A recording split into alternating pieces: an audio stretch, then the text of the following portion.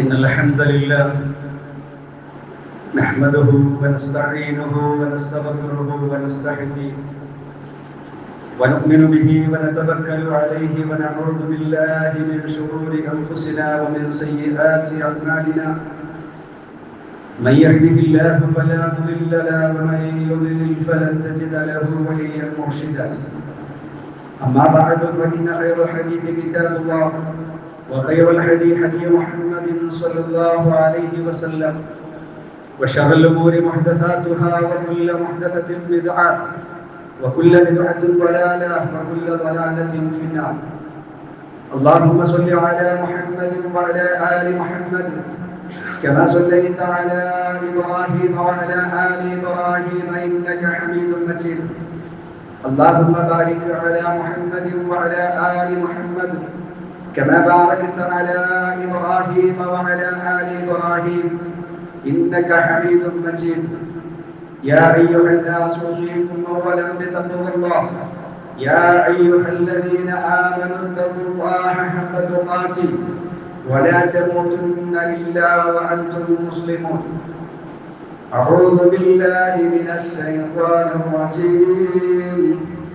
بسم الله الرحمن الرحيم. وإنك لعلى خلق عظيم. പ്രിയപ്പെട്ട സഹോദരങ്ങളെ സഹോദരിമാരെ, അല്ലാഹു സുബ്ഹാനഹു വ തആലയെ ഭയപ്പെട്ട് വഴിപ്പെട്ട് ജീവിതത്തിന്റെ സകല മേഖലകളിലും അല്ലാഹുവിന്റെ കൽപ്പനാനിയമ നിർദ്ദേശങ്ങൾ വിധിവിലക്കുകൾ അംഗീകരിച്ച് യഥാർത്ഥ മുത്തഖീങ്ങളായി മുഖ്ലിസുകളായി ജീവിതത്തെ ചിട്ടപ്പെടുത്തണമെന്ന് ആദ്യമായി സ്വന്തത്തോടും പിന്നീട് ഓരോരുത്തരോടും ഏറെ ഗൗരവത്തോടെ ഓർമ്മപ്പെടുത്തുകയാണ്, വസിയ്യത്ത് നൽകുകയാണ്. അല്ലാഹു അതിന് നമുക്കും നാമുമായി ബന്ധപ്പെട്ട എല്ലാവർക്കും തൗഫീഖ് നൽകി അനുഗ്രഹിക്കുമാറാകട്ടെ. നമ്മുടെ പ്രിയപ്പെട്ട മാതാപിതാക്കൾ, ബന്ധുമിത്രാദികൾ, സ്നേഹിച്ചവർ, സഹായിച്ചവർ എല്ലാവർക്കും അല്ലാഹു ഖൈറും ബർക്കത്തും പ്രദാനം ചെയ്ത് അനുഗ്രഹിക്കുമാറാകട്ടെ. പ്രിയപ്പെട്ട സഹോദരങ്ങളെ, നമ്മുടെ ജീവിതത്തിൽ പല പ്രാവശ്യം നാം കേട്ടിട്ടുള്ള അല്ലെങ്കിൽ പറഞ്ഞിട്ടുള്ള ഒരു വാചകമാണ്, അയാൾ നല്ല ദീനിയായ ഒരു മനുഷ്യനാണ്. അയാൾ നല്ല ദീനിയായ ഒരു മനുഷ്യനാണ്, പക്ഷെ അയാളുടെ സ്വഭാവം ഒരു വസ്തുതയുണ്ട്. ആളൊക്കെ കുഴപ്പമൊന്നുമില്ല, പക്ഷെ സ്വഭാവം അതൊരു നിലക്കും നല്ലതല്ല എന്ന് പലരെ കുറിച്ചും നമ്മളൊക്കെ പറഞ്ഞിട്ടുണ്ട്. ഒരു പക്ഷേ നമ്മളെ കുറിച്ച് പലരും അങ്ങനെ പറഞ്ഞിട്ടുമുണ്ടാകാം. നിസ്കാരവും നോമ്പും ഖുർആൻ പാരായണവും പാവങ്ങളെ സഹായിക്കലും എല്ലാം ഉണ്ട്, പക്ഷേ അദ്ദേഹത്തിന്റെ സ്വഭാവം തീരെ ശരിയില്ല എന്ന ഒരു പല്ലവി പലപ്പോഴും ഞാനും നിങ്ങളുമൊക്കെ കേട്ടിട്ടുള്ളത്. യഥാർത്ഥത്തിൽ ഒരു ദീനിയായ മനുഷ്യനാണെങ്കിൽ അവന്റെ സ്വഭാവം ശരിയല്ല എന്ന് പറയാൻ പറ്റില്ല. ദീനിയായ മനുഷ്യനാണോ അവന്റെ സ്വഭാവം നല്ലതായിരിക്കും, മാന്യമായിട്ട് അവൻ സംസാരിക്കുകയുള്ളൂ, ഇടപെടുകയുള്ളൂ, എല്ലാ അർത്ഥത്തിലും അവന്റെ സ്വഭാവം ഒന്നാണ്.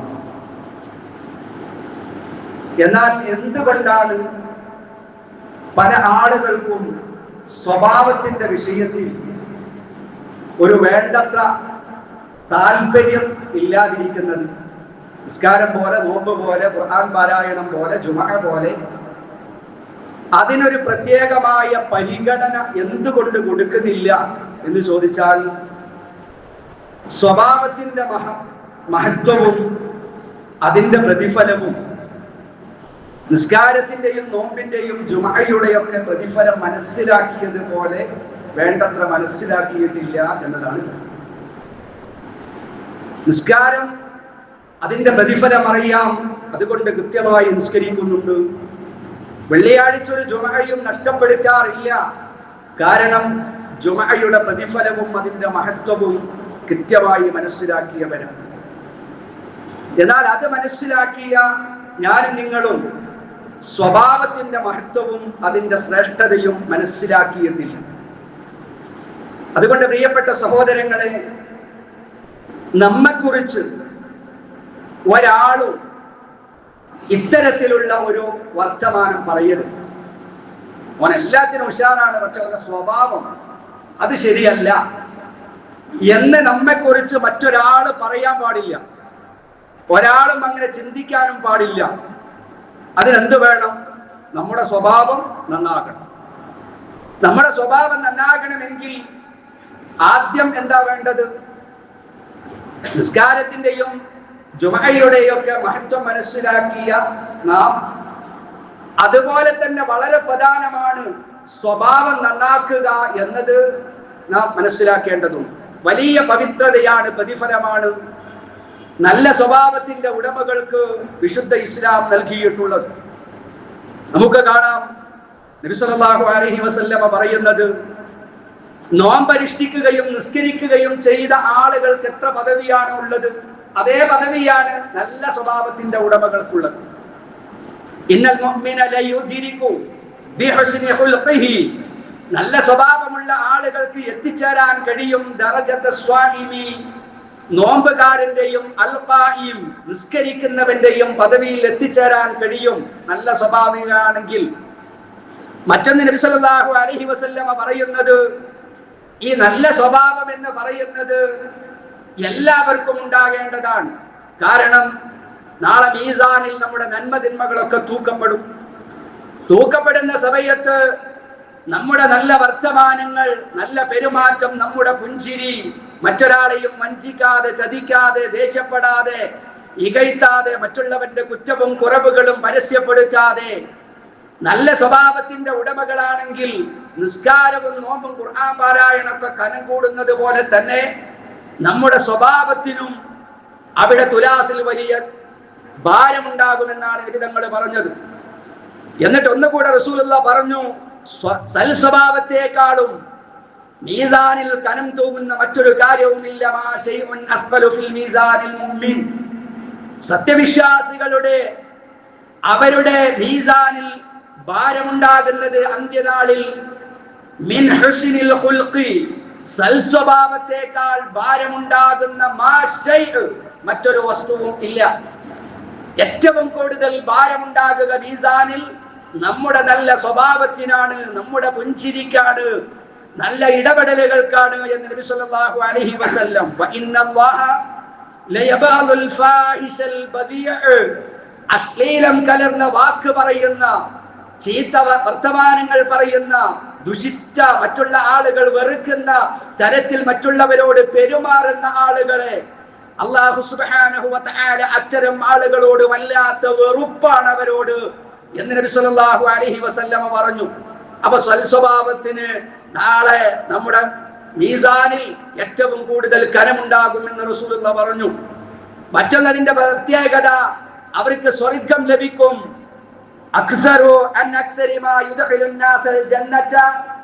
സ്വർഗത്തിൽ ജനങ്ങളിൽ ഏറ്റവും കൂടുതൽ ആളുകൾ സ്വർഗത്തിൽ പ്രവേശിക്കുന്ന കാരണം രണ്ടെണ്ണമാണ്. ഒന്ന് തഖ്വല്ലാഹ്, അല്ലാഹുവിനെ സൂക്ഷിച്ച് ജീവിക്കലാണ്. മറ്റൊന്ന് വഹുസ്നുൽ ഖുൽഖ്, നല്ല സൽസ്വഭാവമാണ്. അപ്പൊ നല്ല സ്വഭാവികളാകുന്ന ആളുകളാണ് ഏറ്റവും കൂടുതൽ സ്വർഗത്തിൽ ഉണ്ടാവുക. സ്വർഗത്തിലെത്താൻ വളരെ പ്രധാനമാണ് നമ്മുടെ സ്വഭാവം നന്നാക്കുക എന്നത് മൂന്നാമത്തെ സൽസ്വഭാവത്തിന്റെ മഹത്വമായി ഇസ്ലാം പഠിപ്പിക്കുന്നുണ്ട്. എന്ന് മാത്രമല്ല, സ്വർഗത്തിൽ ഏറ്റവും ഉന്നതമായ സ്ഥാനം അള്ളാഹുവിന്റെ റസൂല് ഓഫർ ചെയ്തിരിക്കുകയാണ് നല്ല സ്വഭാവികൾക്ക്. എല്ലാവരോടും നല്ലത്, ആർക്കും ബുദ്ധിമുട്ടുണ്ടാക്കരുത്. നാവ് കൊണ്ടോ, വർത്തമാനങ്ങളെ കൊണ്ടോ, നമ്മുടെ പെരുമാറ്റം കൊണ്ടോ, ഇടപെടലുകൾ കൊണ്ടോ ഒരാളെയും ബുദ്ധിമുട്ടിക്കാത്ത, എല്ലാവരും നല്ലത് മാത്രം പറയുന്ന അത്രയും നല്ല സൽസ്വഭാവിയാണെങ്കിൽ അവർക്ക് സ്വർഗത്തിൽ ഉന്നതമായ വീട്. റസൂലുള്ളാഹിയുടെ വാചകം, അന സഈമുൻ, ഞാൻ അവർക്ക് ഗ്യാരണ്ടി നൽകുകയാണ്, ഞാൻ അവർക്ക് ഉറപ്പ് നൽകുന്നു. എന്താണ് ഉറപ്പ് നൽകുന്നത്?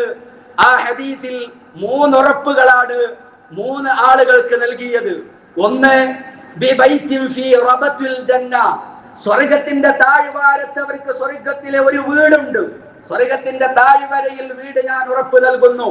അതാർക്കാണ്? ലിമൻ തറക്കൽ മിറാഅ വഇൻ കാന മുഹിഖാ, തന്റെ ഭാഗത്താണ് ന്യായമെങ്കിൽ പോലും, തന്റെ ഭാഗത്താണ് ന്യായമുള്ളത് എങ്കിൽ പോലും തർക്കിക്കാൻ നിൽക്കാത്ത ആളുകൾ, തർക്കം ഉപേക്ഷിക്കുന്ന ആളുകൾ. പ്രിയപ്പെട്ട സഹോദരങ്ങളെ, നമ്മൾ പറയുന്നിടത്ത് നിൽക്കണം. ഞാൻ പിടിച്ച മുയലിന് 3 കൊമ്പ് എന്ന ആ ഒരു അർത്ഥത്തിൽ പലപ്പോഴും വിജയിക്കാൻ വേണ്ടി പരസ്പരം തർക്കിക്കുന്നവരാണ്.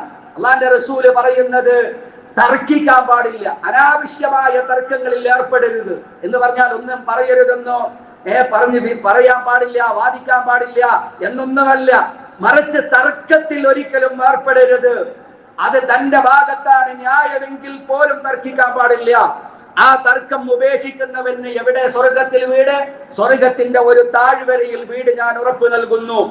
രണ്ടാമത് റസൂലുള്ള പറഞ്ഞത് ഫീ വസത്തിൽ ജന്ന, സ്വർഗത്തിന്റെ മധ്യത്തിൽ ഞാൻ വീട് ഉറപ്പ് നൽകുന്നു. ആർക്ക്? ലിമൻ തറക്കൽ കദിബ വഇൻ കാന മാസിഹ, തമാശക്ക് പോലും ഞാൻ കളവ് പറയില്ല എന്ന് ഉറപ്പിച്ചവന്.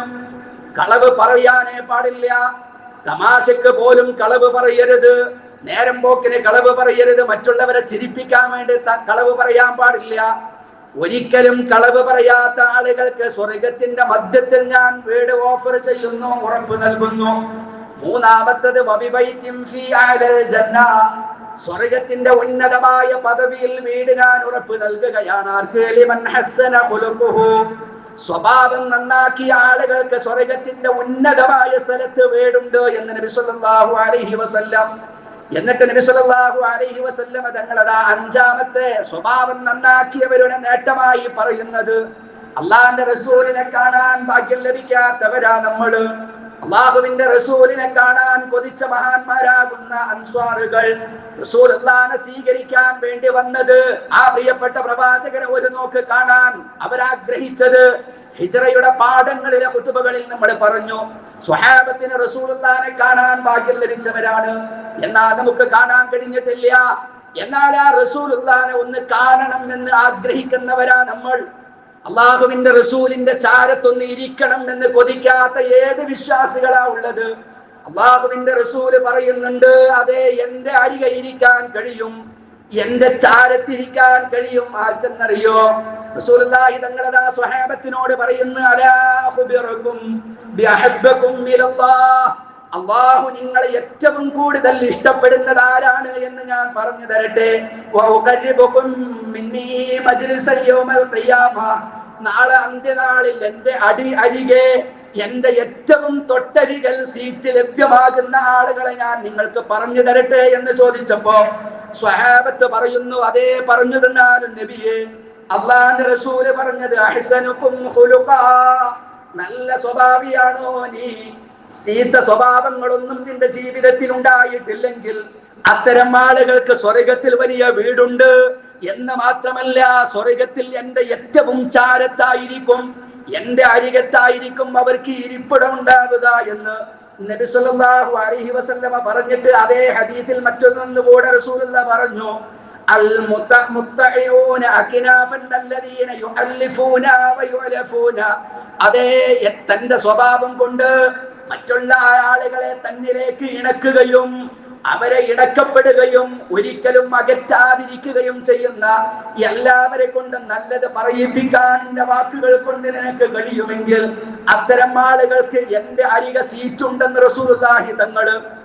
ആറാമത്തെ സൽസ്വഭാവത്തിന്റെ നേട്ടം, ഇന്ന മിൻ ഖിയാരിക്കും അഹ്സനുകും അഖ്ലാഖാ, നിങ്ങളിൽ ഏറ്റവും ഉത്തമർ നിസ്കരിക്കുന്നവരല്ല, ജമാഅത്തിന് കൃത്യമായി പങ്കെടുക്കുന്നവരല്ല, നിങ്ങൾ റമദാൻ മാസത്തിലും അല്ലാത്ത സമയങ്ങളിലും ധാരാളം നോമ്പ് നോൽക്കുന്നവരല്ല, മറിച്ച് ഇന്ന മിൻ ഖിയാരിക്കും, നിങ്ങളിൽ ഏറ്റവും ഉത്തമരായ ആളുകൾ അഹ്സനുകും അഖ്ലാഖാ, നിങ്ങളുടെ സ്വഭാവം നല്ലവരാണെങ്കിൽ അവരാണ് നല്ലവർ.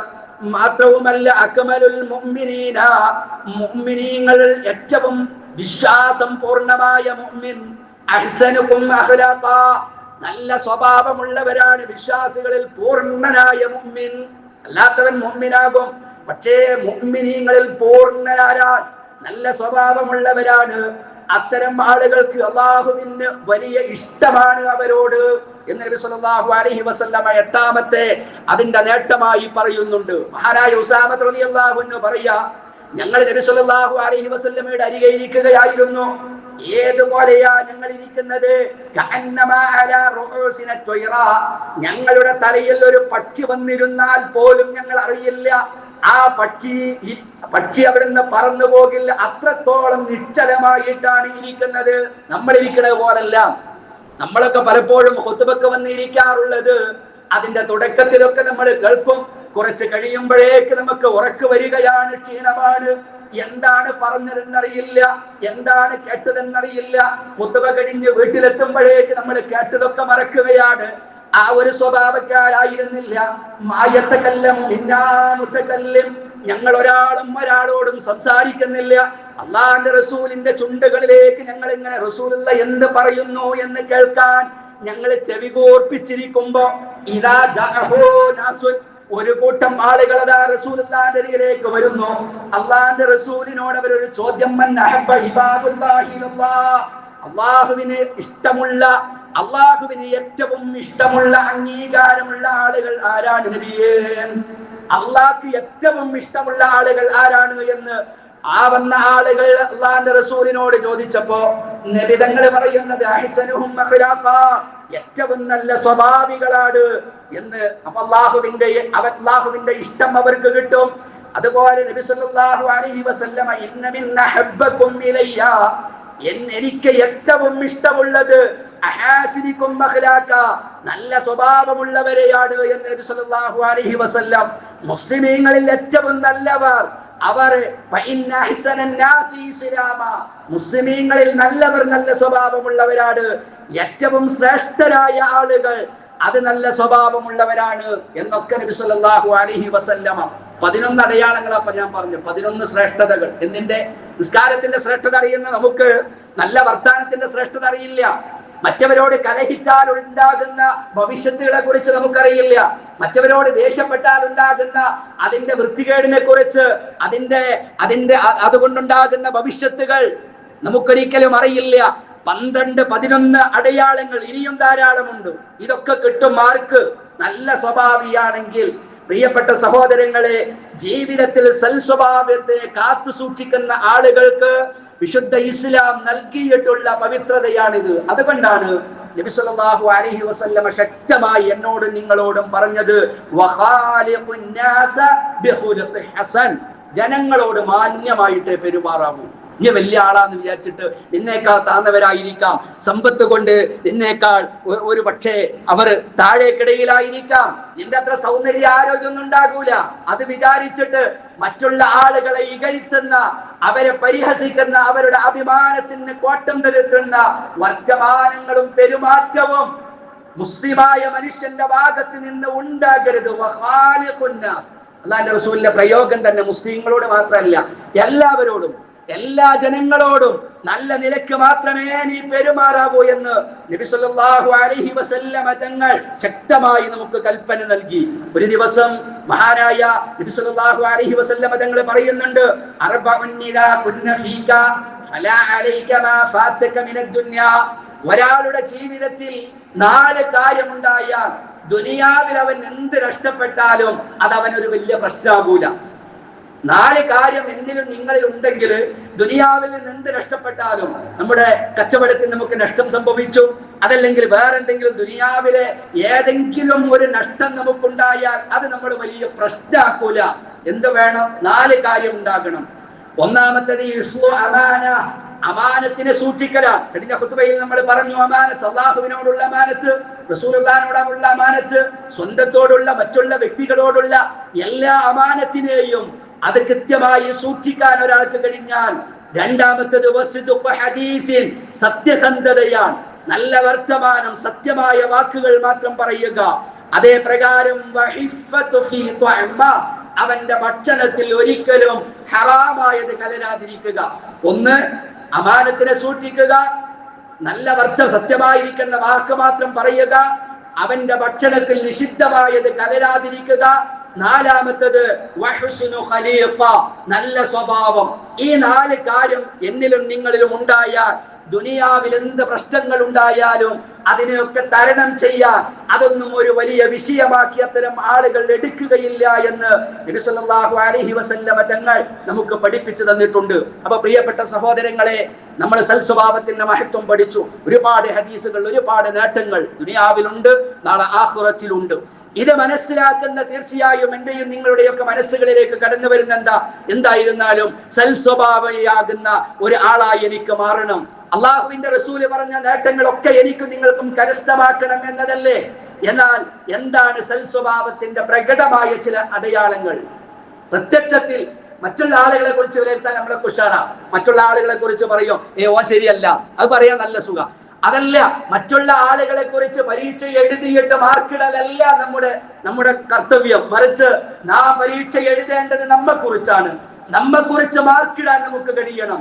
നിസ്കരിക്കുന്ന ഞാൻ, നോമ്പ് നോൽക്കുന്ന ഞാൻ, ഖുർആൻ പാരായണം ചെയ്യുന്ന, പട്ടിണിപ്പാവങ്ങളെ സഹായിക്കുന്ന ഞാൻ, സ്വഭാവത്തിന്റെ വിഷയത്തിൽ എനിക്കെത്ര മാർക്കുണ്ട് എന്ന് പ്രിയപ്പെട്ട സഹോദരങ്ങളെ തീർച്ചയായും ചിന്തിക്കാനും രേഖപ്പെടുത്തുവാനും നമുക്ക് കഴിയണം. അതുകൊണ്ടാണ് സൽസ്വഭാവത്തിന്റെ പ്രകടമായ ചില കാരണങ്ങൾ പണ്ഡിതന്മാർ രേഖപ്പെടുത്തുന്നുണ്ട്. ഏറ്റവും പ്രധാനമായി ഒന്നാമത്തേത് മുഖപ്രസന്നതയാണ്. എപ്പോഴും നല്ല നല്ല മുഖത്തോടുകൂടെ, ദേഷ്യത്തോടുകൂടെയല്ല, സത്യസന്ധമായി പുഞ്ചിരിക്കുന്ന മുഖത്തോടുകൂടെ ജനങ്ങളെ അഭിമുഖീകരിക്കുക എന്നത്. നാട്ടുകളിൽ എന്തെങ്കിലും പ്രശ്നങ്ങളുണ്ട്, ആ പ്രശ്നങ്ങൾ അല്ലെങ്കിൽ കുടുംബത്തിലോ കച്ചവടത്തിൽ എന്തെങ്കിലും പ്രശ്നങ്ങൾ ഉണ്ടെങ്കിൽ നമ്മൾ സ്വാഭാവികമായും ആ പ്രശ്നത്തിന് പരിഹാരം കാണാൻ വീട്ടിൽ ചെന്നിട്ട് പെമ്പറന്നോളായിരിക്കും. അല്ലെങ്കിൽ കുട്ടികളോട് അവിടെ ചെന്ന ദേഷ്യമാണ്, കച്ചറകളും അതേ പ്രകാരം വേണ്ടാത്ത വർത്തമാനങ്ങളും അല്ല. എല്ലാവരോടും പ്രസന്നമായ മുഖത്തോടുകൂടെ പെരുമാറുക എന്നതാണ് കൃത്യമായ സൽസ്വഭാവത്തിന്റെ ഒന്നാമത്തെ അടയാളം. രണ്ടാമത്തത് സത്യസന്ധതയുള്ളവരായി മാറണം. മൂന്നാമത്തത് വിനയമുണ്ടാകണം. അള്ളാഹുവിന്റെ റസൂല് പറഞ്ഞില്ലേ, വളരെ വിനയത്തോടുകൂടെ ഒരാളോട് പെരുമാറുക എന്നത് അത് തീർച്ചയായും അള്ളാഹു നിന്റെ പദവി ഉയർത്തുകയേ ഉള്ളൂ. അവൻ താന്നവനാണ് അല്ലെങ്കിൽ സാമ്പത്തികമായ ശേഷി കുറഞ്ഞവനാണ് എന്ന് കരുതി അവനോട് പരുഷമായി പെരുമാറുകയല്ല വേണ്ടത്, വിനയത്തോടുകൂടെ പെരുമാറുക. അതേ പ്രകാരം മനുഷ്യൻ ലജ്ജയുള്ളവനായിരിക്കണം, മനുഷ്യരെ സഹായിക്കാൻ കഴിയണം. ഒരിക്കലും ഒരാളെയും എന്ന് മാത്രമല്ല മനുഷ്യരെയല്ല, ഒരു മൃഗത്തിനെയോ ഒരു ജീവികളെയോ ഒന്നിനെയും ഉപദ്രവിക്കാതിരിക്കുക, നല്ല വർത്തമാനങ്ങൾ മാത്രം പറയുക, ക്ഷമിക്കാനുള്ള കരുത്തുണ്ടാവുക, വിട്ടുവീഴ്ച ചെയ്യുക, കുടുംബബന്ധം പുലർത്തുന്നവരാവുക തുടങ്ങിയ ധാരാളം കാര്യങ്ങൾ സൽസ്വഭാവത്തിൽപ്പെട്ടതായി മഹാന്മാരാകുന്ന പണ്ഡിതന്മാർ കൃത്യമായി നബി സല്ലല്ലാഹു അലൈഹി വസല്ലമ നമുക്ക് പഠിപ്പിച്ചു തന്നിട്ടുണ്ട്. ഒരു ദിവസം അബീ ഹുറൈറ റളിയല്ലാഹു അൻഹുവിനോട് നബി സല്ലല്ലാഹു അലൈഹി വസല്ലമ പറയുന്നുണ്ട്, യാ അബാ ഹുറൈറ, ഓ അബീ ഹുറൈറ, അലൈക ബിഹുസ്നിൽ ഖുൽഖ്, നീ സൽസ്വഭാവിയാകണം, ഈ നല്ല സൽസ്വഭാവത്തിന്റെ ഉടമയാകണം. അബീ ഹുറൈറ റളിയല്ലാഹു അൻഹു തിരിച്ചു റസൂലുള്ളാഹിനോട് ചോദിക്കുന്നുണ്ട്, മഹാനായ നബിയേ, വമാ ഹുസ്നുൽ ഖുൽഖ് യാ റസൂലല്ലാഹ്, എപ്പോഴാണ് നബിയെ സൽസ്വഭാവിയാവുക? സൽസ്വഭാവത്തിന്റെ അടയാളം എന്താണ്? അതിന് അല്ലാഹുവിന്റെ റസൂൽ കൊടുത്ത മറുപടി, തസ്ലു മൻ ഖതഅക, നിന്റെ ബന്ധം വിച്ഛേദിച്ച ഏതെങ്കിലും കുടുംബമുണ്ടെങ്കിൽ ആ കുടുംബ ബന്ധം വിച്ഛേദിച്ച ബന്ധം മുറിച്ചിട്ടുള്ള കുടുംബത്തിലെ ആ ബന്ധം വിളക്കി ചേർക്കുക എന്നത് സൽസ്വഭാവത്തിന്റെ അടയാളമാണ്. ഇങ്ങോട്ട് വരുന്ന, ഇങ്ങോട്ട് വിളിക്കുന്ന കുടുംബവുമായി അങ്ങോട്ട് വിളിക്കലും അങ്ങോട്ട് പോകലുമല്ല, മറിച്ച് ഏറ്റവും അടുത്ത ഏതോ ഒരു കുടുംബം, അവർ നമ്മുടെ ഉപ്പയുടെ ഉമ്മയുടെ അടുത്ത ബന്ധുവാണ്. നിസാരമായ വിഷയത്തിന് വേണ്ടി വർഷങ്ങൾക്ക് മുമ്പ് പിണങ്ങിയതാണ്, പിന്നെ വിളിച്ചിട്ടില്ല, പിന്നെ കണ്ടിട്ടില്ല, യാതൊരു ബന്ധങ്ങളും ഇല്ല. അങ്ങനത്തെ ആരെങ്കിലും നമ്മുടെ ഓർമ്മയിലുണ്ടെങ്കിൽ അത്തരം ആളുകളെ വിളിക്കുകയും അവരുടെ വീട്ടിലേക്ക് പോവുകയും ചെയ്യുക എന്നത് അത് സൽസ്വഭാവത്തിന്റെ അടയാളമാണ്. അതേ പ്രകാരം ആരെങ്കിലും നിന്നെ ഇങ്ങോട്ട് ഉപദ്രവിച്ചിട്ടുണ്ടെങ്കിൽ ആ ഉപദ്രവിച്ചവർക്ക് നീ മാപ്പ് നൽകുക. നിനക്ക് ദാനം ചെയ്യാത്തവർക്ക് എന്തെങ്കിലും നിന്റെ സംഘടന അല്ല എന്നതിന്റെ പേരിൽ അല്ലെങ്കിൽ മറ്റേതെങ്കിലും ദേഷ്യം വെച്ചുകൊണ്ട് നിനക്ക് സഹായത്തിന് അർഹനായ സമയത്ത് പോലും നിന്നെ അവർ സഹായിച്ചിട്ടില്ല, എന്നാൽ അത്തരം ആളുകൾക്ക് അങ്ങോട്ട് കൊടുക്കേണ്ട സാഹചര്യം വന്നാൽ അത്തരം ആളുകളെ നീ സഹായിക്കുക എന്നത് ഹുസ്നുൽ ഖുൽഖിൽ പെട്ടതാണ് എന്ന് നബി സല്ലല്ലാഹു അലൈഹി വസല്ലമ തങ്ങൾ നമുക്ക് പഠിപ്പിച്ചു തന്നിട്ടുണ്ട്. അതുകൊണ്ട് പ്രിയപ്പെട്ട സഹോദരങ്ങളെ, ആ നേട്ടങ്ങളൊക്കെ നേടിയെടുക്കാൻ കഴിയണമെങ്കിൽ ഞാൻ നിങ്ങൾ എന്താകണം? സൽസ്വഭാവികളാകണം. അപ്പൊ നമുക്ക് സ്വാഭാവികമായും തോന്നും, എന്തൊക്കെയാണ്, എപ്പോഴാ ഞാൻ സൽസ്വഭാവിയാവുക? ഈ സൽസ്വഭാവിയാകുക എന്നത് ഒരു ഗവേഷണം ചെയ്ത് അതിന്റെ വഴികളെ കുറിച്ച് കൂടുതൽ പഠിച്ച് മനസ്സിലാക്കേണ്ട ഒരു വിഷയമേ അല്ല. വളരെ സിമ്പിളാണ് സൽസ്വഭാവിയാവുക എന്നത്. ഞാൻ സൽസ്വഭാവിയാണോ എന്ന് എനിക്ക് പെട്ടെന്ന് കണ്ടുപിടിക്കാൻ കഴിയും. അതിനുള്ള മാർഗം എന്താണ്? അല്ലാഹു സുബ്ഹാനഹു വ തആല വിശുദ്ധ ഖുർആനിൽ പറഞ്ഞ ധാരാളം നന്മകളുണ്ട്. 1 2 100 1000 അല്ല, എത്രയോ നന്മകളുണ്ട്. ആ നന്മകളൊക്കെ എനിക്കും നിങ്ങൾക്കും അറിയാം. ആ നന്മകളൊക്കെ എന്റെയും നിങ്ങളുടെയും ജീവിതത്തിലുണ്ടോ? ഉണ്ടെങ്കിൽ ഞാൻ നിങ്ങൾ സൽസ്വഭാവികളാണ്. അള്ളാഹു വിശുദ്ധ ഖുർആനിലൂടെ വിലക്കിയിട്ടുള്ള ചെയ്യരുത് എന്ന് പറഞ്ഞ നിരവധി കാര്യങ്ങളുണ്ട്. ആ വിഷയങ്ങളിൽ നിന്നൊക്കെ ഞാൻ നിങ്ങൾ വിട്ടുനിൽക്കുന്നുണ്ടോ? നമ്മൾ സൽസ്വഭാവികളാണ്. അള്ളാഹ് പറഞ്ഞ കാര്യം ചെയ്യാൻ വിമുഖത കാണിക്കുന്നവരാണ് ഞാൻ നിങ്ങളുമെങ്കിൽ നമ്മൾ സൽസ്വഭാവികളല്ല. അള്ളാഹു പറഞ്ഞ ഏതെങ്കിലും ഒരു കാര്യം അത് ഉപേക്ഷിക്കാൻ, ദുനിയാവിന്റെ ഏതെങ്കിലും കാര്യലാഭത്തിന് വേണ്ടി പടച്ച റബ്ബ് ചെയ്യരുതെന്ന് പറഞ്ഞ ഒരു കാര്യം ചെയ്യാൻ, അത് ഉപേക്ഷിക്കാൻ ഞാനും നിങ്ങളും തയ്യാറാകുന്നില്ലെങ്കിൽ ഞാനും നിങ്ങളും ആരല്ല? സൽസ്വഭാവികളല്ല. അപ്പൊ നമ്മൾ സൽസ്വഭാവികളാണെന്ന് തീരുമാനിക്കാനുള്ള കൃത്യമായ മാനദണ്ഡം വിശുദ്ധ ഖുർആൻ പറഞ്ഞിട്ടുള്ള കൽപ്പനകളൊക്കെ അംഗീകരിക്കുകയും അള്ളാഹുവിലെ വിലക്കിയിട്ടുള്ള എല്ലാ കാര്യങ്ങളിൽ നിന്നും വിട്ടുനിൽക്കുകയും ചെയ്യുക എന്നതാണ്. അതോടുകൂടെ മഹാനായ നബി സല്ലല്ലാഹു അലൈഹി വസല്ലം തങ്ങൾ പഠിപ്പിച്ച ധാരാളം കാര്യങ്ങളുണ്ട്. അതൊക്കെ നമ്മൾ ചെയ്യുന്നുണ്ടെങ്കിൽ സൽസ്വഭാവികളാണ്. റസൂലുള്ളാഹി ചെയ്യരുതെന്ന് പറഞ്ഞ കാര്യങ്ങളിൽ നിന്ന് ഞാനും നിങ്ങളും വിട്ടുനിൽക്കുന്നുവെങ്കിൽ തീർച്ചയായും ഞാനും നിങ്ങളും സൽസ്വഭാവികളായി മാറും. ധാരാളം ഉദാഹരണങ്ങൾ വിശുദ്ധ ഖുർആനിന്റെ കൽപ്പനകൾ നമുക്ക് കാണാവുന്നതാണ്. അതുകൊണ്ട് അത്തരത്തിൽ യഥാർത്ഥ വിശ്വാസികളായി മാറാൻ എനിക്കും നിങ്ങൾക്കും കഴിയണം. നോക്കൂ, നിങ്ങൾ വിശുദ്ധ ഖുർആനിൽ ധാരാളം അല്ലാഹു നന്മകൾ നമുക്ക് പഠിപ്പിച്ചു തന്നിട്ടുണ്ട്.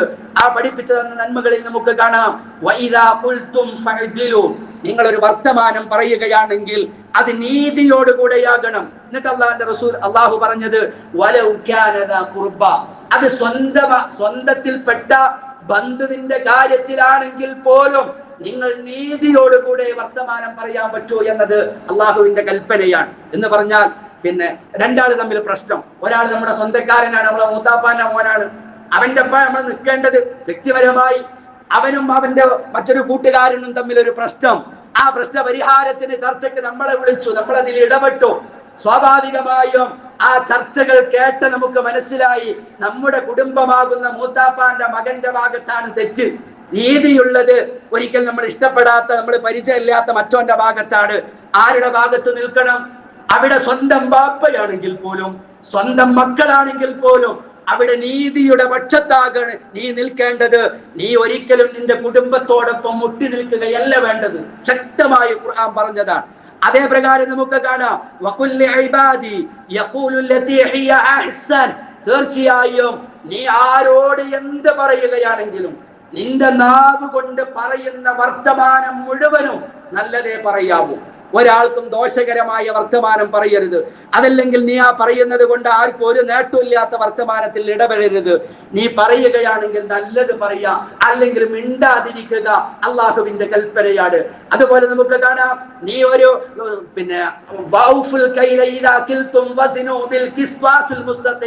നീ വല്ലതും അളന്നു കൊടുക്കുകയാണെങ്കിൽ കച്ചവടക്കാരോട് അളന്നു കൊടുക്കുകയാണെങ്കിൽ ആ അളക്കത്തിൽ കൃത്യത പാലിക്കണം. എന്ന് മാത്രമല്ല, വസിനു ബിൽ ഖിസ്വാസിൽ മുസ്തഖീം, നിന്റെ തുലാസ് എല്ലാ കൊല്ലം പരിശോധിക്കണം, സീൽ വെക്കണം. അല്ലാഹ് അത് കൃത്യമായിരിക്കുന്ന തുലാസ് കൊണ്ട് തൂക്കി നോക്കി ഒരു അണ്ണുമണി പോലും കുറവ് വരുത്താത്ത വിധമുള്ള തുലാസ് കൊണ്ടുള്ള തുലാസിൽ മാത്രമേ നീ തൂക്കിക്കൊടുക്കാവോ എന്ന് വിശുദ്ധ ഖുർആൻ പറയുമ്പോ അത്തരത്തിലുള്ള ഏതൊക്കെ കൽപ്പനകളുണ്ടോ ആ കൽപ്പനകൾ അംഗീകരിക്കാൻ എനിക്കും നിങ്ങൾക്കും കഴിയുമെങ്കിൽ അവരാണ് യഥാർത്ഥ സൽസ്വഭാവികൾ എന്ന് വിശുദ്ധ ഖുർആനിലൂടെ അല്ലാഹു പഠിപ്പിക്കുന്നു. അങ്ങനെ സൽസ്വഭാവികളായി മാറാൻ നമുക്ക് കഴിയണം എങ്കിൽ അല്ലാഹുവിന്റെ റസൂല് പറഞ്ഞ ആ നേട്ടങ്ങളൊക്കെ കരസ്ഥമാക്കാൻ നമുക്ക് കഴിയും. യഥാർത്ഥ സൽസ്വഭാവികളിൽ അല്ലാഹു റബ്ബുൽ ഇസ്സത്ത് നമ്മയും നാമുമായി ബന്ധപ്പെട്ട എല്ലാവരെയും ഉൾപ്പെടുത്തി അനുഗ്രഹിക്കുമാറാവട്ടെ.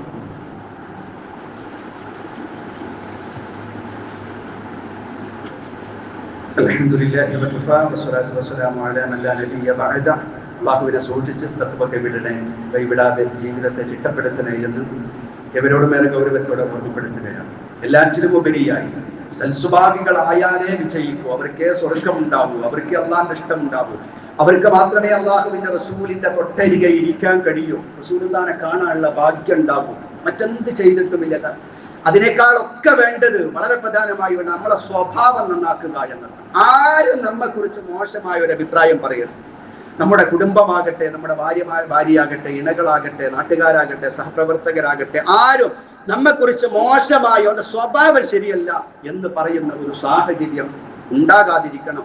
അതിനീ പറഞ്ഞ എല്ലാ കാര്യങ്ങളും നമ്മുടെ ജീവിതത്തിൽ ഉണ്ടാകുന്നതോടൊപ്പം വളരെ പ്രധാനമാണ്. നബി സല്ലല്ലാഹു അലൈഹി വസല്ലമ പറഞ്ഞു, വഹ്ദിനി ലി അഹ്സനിൽ അഖ്ലാഖി ലാ യഹ്ദി ലി അഹ്സനിഹാ ഇല്ല അൻത. അല്ലാഹുവേ, എൻ്റെ സ്വഭാവം നീ നന്നാക്കണേ, നല്ല സ്വഭാവത്തിലേക്ക് എന്നെ നയിക്കണേ. അല്ലാഹുവേ, ആ നല്ല സ്വഭാവത്തിലേക്ക് നയിക്കാൻ നിനക്ക് മാത്രമേ കഴിയൂ.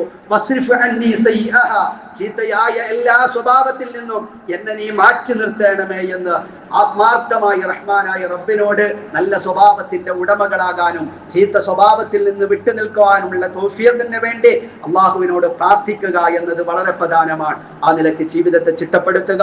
അള്ളാഹു തൗഫീഖ് നൽകി അനുഗ്രഹിക്കുമാറാവട്ടെ. ഈ നിമിഷം വരെ നമ്മിൽ നിന്ന് വന്നു പോയ എല്ലാ തെറ്റുകളും എല്ലാ കുറ്റങ്ങളും റഹ്മാനായ റബ്ബ് നമുക്ക് വിട്ടുപുറത്ത് മാഫാക്കി നൽകുമാറാവട്ടെ. അള്ളാഹുവെ, നല്ല സൽസ്വഭാവത്തിന്റെ ഉടമകളായി ഞങ്ങളെ നീ മാറ്റണം റഹ്മാനെ.